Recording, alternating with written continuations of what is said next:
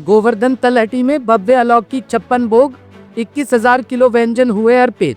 उत्तर प्रदेश के मथुरा जिले में अनंत चतुर्दशी के पावन अवसर पर गोवर्धन तलहटी में गिरिराज सेवा समिति द्वारा आयोजित एक भव्य और ऐतिहासिक 56 भोग उत्सव का आयोजन किया गया। इस आयोजन में गिरिराज महाराज को 21,000 किलो शुद्ध घी से बने 56 प्रकार के स्वादिष्ट व्यंजनों का भोग लगाया गया। इनमें सोने के वर्क से सजे पकवान भी शामिल थे, जिन्होंने इस उत्सव को और भी विशेष बना दिया।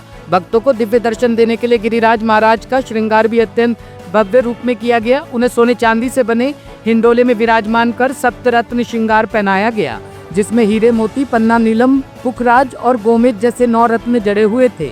महाराज ने राजधिराज स्वरूप में भक्तों को दर्शन दिए और हाथ में हीरा जड़ित बांसुरी धारण की, जो आकर्षण का केंद्र रही। उत्सव की पूरी तलहटी रंग बिरंगी रोशनी और हरी भरी सजावट से सजी रही।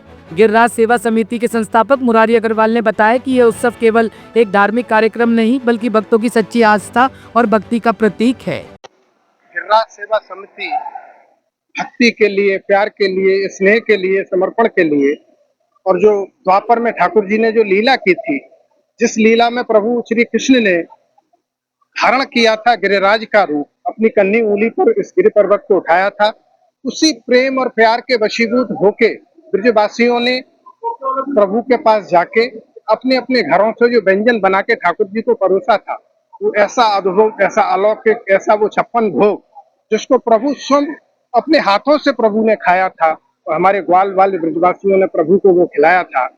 वही भाव जो द्वापर युग से चला आ रहा है, वही कृष्ण है, वही गिरिराज है, वही भाव है, वही भक्ति है, वही प्रेम है, वही स्नेह है।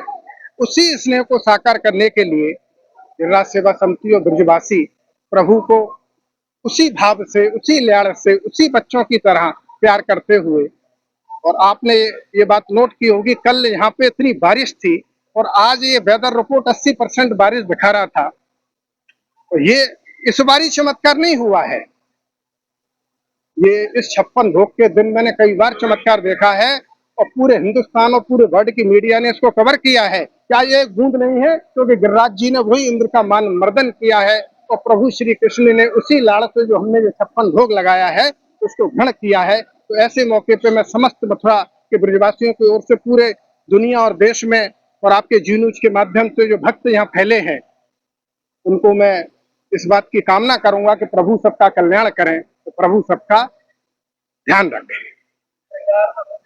श्रृंगार में विशेष रूप से मोती है, पुखराज है, हीरा है, पन्ना है, सप्तरत्न है, और आपने देखा कि प्रभु श्री कृष्ण जो गिरिराज बने हैं, तो सोने की बांसुरी धारण किए हैं, और इस रूप में है कि लगता है कि हम उनसे नैन से नैन मिला रहे हैं। तो इस रूप में है कि लगता है प्रभु श्री कृष्ण हमारे लिए बांसुरी बजा रहे हैं।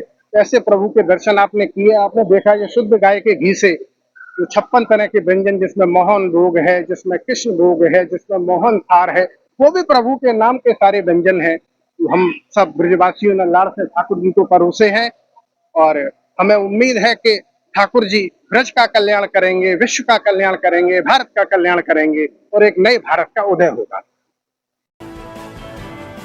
Bureau report, team top story news.